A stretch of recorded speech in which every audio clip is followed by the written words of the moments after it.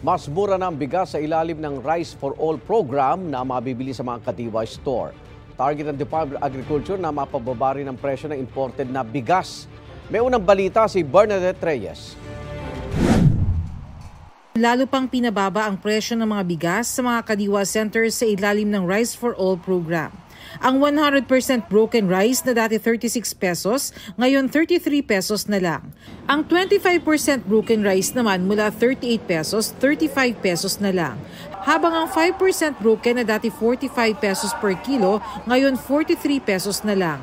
Malaking bagay raw ito para sa mga mamimili na limitado ang budget. Katulad namin ng mga mother na talagang hirap sa mag-budget sa araw-araw. Malaking tulong po. Sana bumaba pa rin. Para maging naman kami. Magkasya naman sa amin yung budget namin. Pero may ibang retailer na hindi pa agad makapagbaba ng presyo. Bibigyan naman daw sila ng palugit ayon sa DA. Sa ngayon po ma'am ay kami po hindi pwede magbaba pa ng ganong halaga. Kasi po mataas pa ang aming puhunan at pag ulit na gusto, saka po kami o-order ng ganong halaga para makasuka pa sa gusto nila.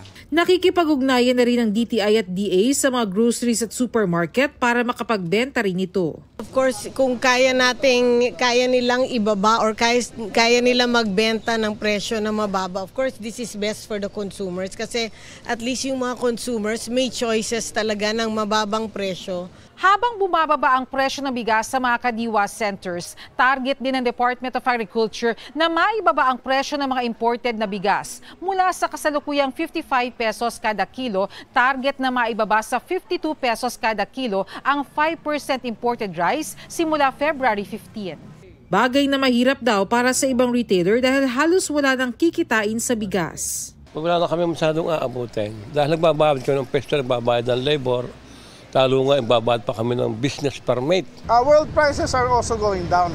Theoretically, if world price of rice goes down, including even its inputs, including fertilizer, should follow.